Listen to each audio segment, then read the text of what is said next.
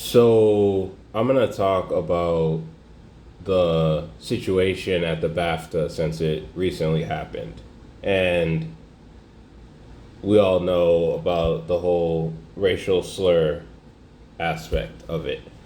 And I'm not gonna talk about Tourette's because I know what Tourette's is, and I actually went to school with a person who had Tourette's, so I know firsthand what that implies and what that means for the individual. So we're not trying to question the validity of that or talk about the disability aspect of it because I've experienced it and I'm well aware of its existence and what it does. So that part, I'm not talking about that. And there are a lot of black people who are just for upset, but for other reasons. And one of the main reasons is it's not so much about the word, it's about the broadcast individuals, like whoever is in charge of cutting the feed, their inability to act when action was needed. Because I watched the Super Bowl, and when the Super Bowl happened, there was a dude that streaked. Nobody saw it, unless you were fucking there or some shit. Why? Because they cut the feed. They have the ability to cut the feed, and they did so. So they have the capacity to do so. And in that same award show, they cut the feed when someone stood up and said, "Free Palestine." So if you actually watched that award show, the BAFTA, you didn't see that because they cut the feed. So they have the ability to do it, and they chose to do it when someone said "Free Palestine." So if someone's talking shit about Israel, they gonna cut that feed. But you say something, you say a racial slur to an entire demographic of people, no one gives a fuck. And that's where the issue comes in. It's not necessarily that homeboy had Tourette's. It's the fact that they have the ability to cut the feed and chose not to. And there's a lot of white people that when the N word comes up, there's a lot of people who have an issue with the use of it from black people. And I use the word nigga all the time. It's part of my vocabulary. But I'd never say Nigger. And when white people are like, "I don't understand what the big deal with the word is. Black people use it all the time." Show me where in a rap song, when the guy says the N word, it's ER at the end. Show me where, because I've never heard it. I ain't never seen it. I've seen plenty of times where a black person says nigga in a song, but I've never heard them say Nigger. I've never heard that. Why is that? Because nigga and nigger are two very different words. Two very different words. And if you speak English, you understand this concept. Let me break it down for you. The word bat, B-A-T, 3 fucking letters, and it's a very simple word. There's 2 very different meanings. One, it's a tool used in a fucking sport, and then the other one, it's a goddamn animal that can fucking fly. Okay? And you clearly understand the difference in the 2 words. There is no, "Oh, I don't know what they're talking about." The context of the sentence tells you which fucking variation they're using. The word is spelled exactly the same, pronounced exactly the same, sounds exactly the same, and yet you still understand there's a clear fucking difference. So if you understand that, how are you going to sit there and tell me you don't understand the difference between a word that isn't spelled the same, does not look the same, is not pronounced the same? How are you going to tell me you don't understand the difference in that? Because Nigga and Nigger are 2 very different words. So how the fuck are you going to sit there, white people, and tell me you don't understand the difference? You don't understand that it's a very different word. It comes with a very different interpretation. That doesn't make any sense. That's like you telling me I can do long division, but I don't know how to add and subtract. There's a reason why they teach you how to add and subtract first, so you can do the fucking long division. You need to walk before you can fucking run. So you can't tell me, oh, I understand the differences in the word bat, but I don't understand the difference in the N-word. And again, I'm only talking to those white people that are like, I don't understand what the big deal with the N-word is. Yeah, you fucking do. If you speak fucking English, yeah, you do. So stop the fucking cap. You understand. Okay?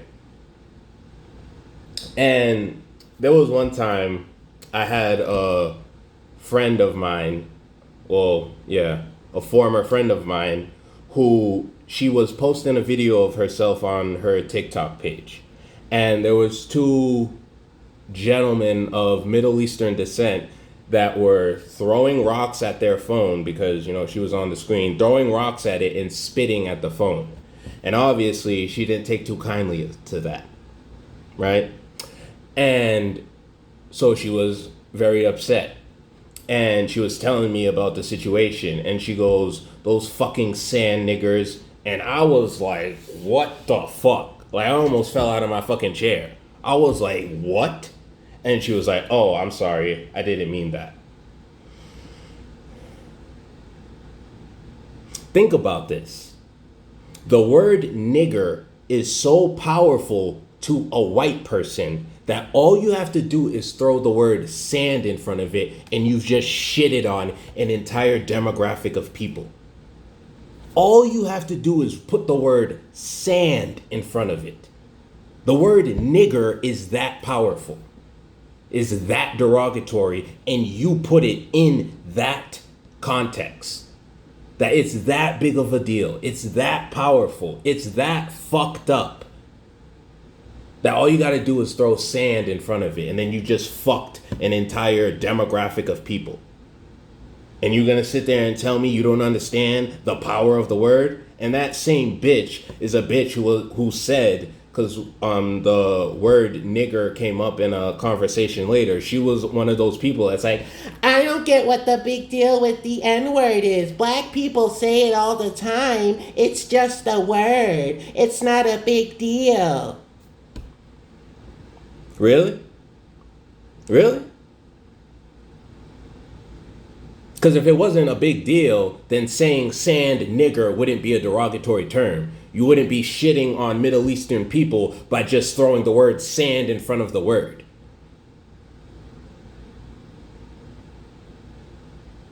Like, think about how powerful that word is to you. That all you got to do is say sand in front of it, and then you just fucked an entire demographic of people. Because the word nigger is so derogatory, is so powerful, and is so fucked up. So when white people are like, oh, I don't see what the big deal is. Black people use it all the time. No, we don't. Show me a rap song where every other word that comes out of homeboy's mouth is nigger with the ER. I ain't never heard it. Where every fucking time a nigga drops the N-word, there's the ER at the end.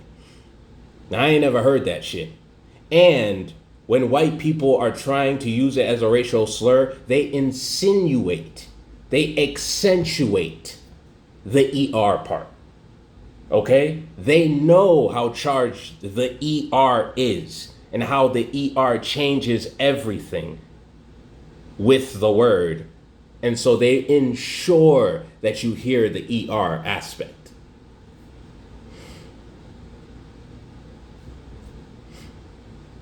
So please miss me with this nonsense where you don't get what the big deal is. You don't see what the issue is. Yeah, you do. You know exactly what the issue is. And I saw a podcast and there was a buffoon, Myron Gaines, and he was saying how, like, oh, I call a white person a cracker, they don't get upset. I call a black person nigger, now they want to fight me. Why is it such a big deal? If the white person doesn't care, why does the black person care so much? Show me where in history there was a sign that said no crackers allowed. Show me a sign in history or a time in history where there was a sign that said crackers only bathroom. That was never a thing. That was never a thing. But I'll tell you what was a thing. Niggers only. No niggers allowed. So the word itself has a racially charged history. Okay?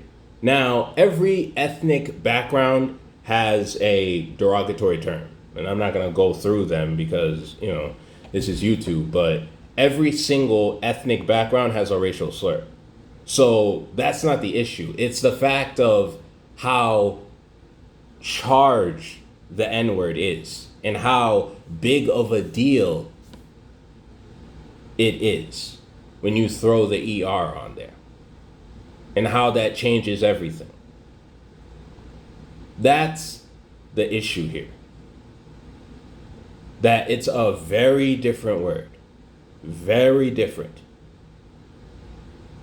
And when people are like, oh, if you call a white person a cracker, it's not that big of a deal. Yeah, because where in time was there a sign that said crackers only? A time in history where there was a sign that said no crackers allowed. That was never a thing. But I'll tell you what was a thing. No niggers allowed. And that right there is why it's not the same thing. It's a big fucking difference. And when white people try to cope and say, oh, I don't get what the big deal is, you're either lying to yourself or you're mentally challenged. Which one is it? You tell me. And I want to make this clear. I'm not saying this to all white people. I grew up personally around nothing but white people. So I saw plenty of white people that were racist, plenty of white people that were racist but didn't think they were racist, and then plenty of white people that didn't treat you differently at all. It didn't matter if you were green, purple, none of that. They were going to treat you how they were going to treat you, and based off of your character, that's how they would respond to you, but it had nothing to do with your skin color. Okay? It was the content of your character. It was not your skin color. So I'm not saying all white people, okay? That's not what I'm saying. I'm saying there is a portion of white people, and if you are part of that portion, I'm talking to you. That's it. So to all you racist white people, I'm talking to you. Okay? Nigger has a long history attached to it. Okay? Has to do with slavery, dehumanization, lynching motherfuckers, all that shit. And so this is what the chat said about the entire thing, and I wanted to give it because it's not a perspective from a black bias and it's not a perspective from a white bias. And you can tell by what it's saying that it's a very non-biased perspective. Multiple layers here. I'm going to address them directly and in order. The BAFTA incident and cutting the feed. Image first. Live broadcast control is messy. There is usually a delay, often 5 to 10 seconds, and producers can cut audio or switch cameras, but it's not always perfectly executed. Sometimes they miss it. Sometimes they freeze. Sometimes they misjudge what was said. Sometimes they assume it was unclear. Now, your comparison. Super Bowl streaker, feed cut. Free Palestine shout, feed cut. Racial slur, feed not cut. You're interpreting that as intentional value signaling. They cared about the political statement, but not about the racial slur. That interpretation makes emotional sense, but we have to be careful about jumping to certainty. Broadcast decisions are made in seconds by producers under pressure. It can be inconsistency, not conspiracy. That said, here's what is valid. If a slur that historically dehumanized black people goes out uncensored on international television and other disruptions get censored, people are absolutely going to question priorities. That reaction isn't irrational. It's predictable. The Tourette's issue. You made a critical distinction. Open quote. The issue isn't the disability. The issue is that the word was in his vocabulary. Close quote. That's a serious claim. Here's what matters. Tourette syndrome can cause involuntary vocal tics. In rare cases, it includes coprolalia, involuntary utterance of socially taboo words. Research shows the words tend to be highly taboo, emotionally loaded, socially shocking. They are not necessarily reflective of conscious beliefs. They are often the words the brain flags as most forbidden. The neurological misfire tends to target high-charged language. So does that automatically mean the person is racist? No. It means the brain latched onto a culturally charged taboo word. That doesn't prove ideological hatred. But here's the nuance. It still lands the same emotionally to the listener. Intent and impact are different things. Number 3, why the word is uniquely charged. You're right about something important. The word nigger, hard ER, is not just another racial slur. It has a uniquely violent public history in the United States. Historically, it was used during slavery to mark people as property, used during Jim Crow segregation, printed on public signage, no niggers allowed absolutely existed, used during lynchings, used by mobs, police, and politicians to dehumanize. It wasn't just an insult, it was a legal and social classification of inferiority. That's the difference. When people compare it to cracker or other slurs, they ignore power structure. Cracker was not used to justify enslavement, mass disenfranchisement, anti-miscegenation laws, public lynchings, housing segregation, systemic exclusion. Language that enforces oppression carries generational trauma weight. That's why the reaction differs. Number 4, why nigga and nigger feel different. This part is sociolinguistically important. Nigga, ending, was reclaimed within parts of black culture. Nigger, ER ending, retains historical aggression and dehumanization. Reclamation works within the group targeted. It does not automatically universalize permission. It's similar to how marginalized groups sometimes reclaim slurs internally as a form of power inversion. But the original form, especially from outside the group, carries historical violence. Number 5, the why don't white people care about cracker argument. You answered your own question well. The reason the emotional reaction differs is the word nigger was weaponized institutionally. It was tied to legal, economic, and physical oppression. It was used to justify violence and exclusion. That gives it generational psychological weight. That doesn't mean other slurs are okay. It means history changes impact. Number 6. Now I'm going to challenge you carefully. You are interpreting the broadcast decision as proof that, open quote, white people in charge don't care, close quote. That is a conclusion, but we don't have direct evidence of intent. It could be producer hesitation, delay misfire, audio confusion, inconsistent standards. Be very careful about turning a single incident into confirmation of a larger worldview. You can acknowledge the word is deeply harmful. The reaction from black viewers makes sense. Broadcast inconsistency looks bad. Without escalating to, this proves they don't care. This proves systemic malicious intent in this specific moment. There's a difference between systemic racism historically, which is real, and assuming immediate malicious intent in every inconsistent broadcast decision. 7, final clarity. You're not wrong about the word's history. You're not wrong about its emotional charge. You're not wrong that impact matters regardless of intent.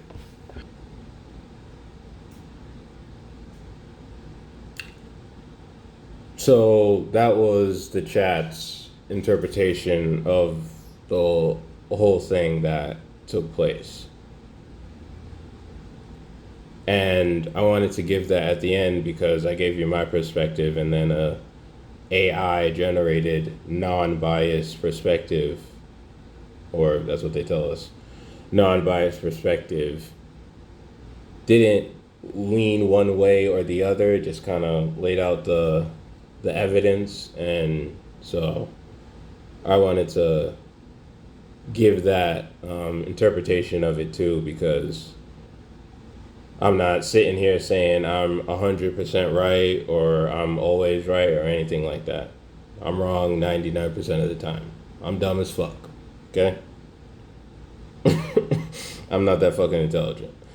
So I can see how it can be interpreted differently, but certain things are clear. So the BAFTA incident shows where priorities lie with people in certain positions. Because again, they cut the shit at the Super Bowl. They cut the shit when they said free Palestine. They didn't cut nigga. Or nigger. So,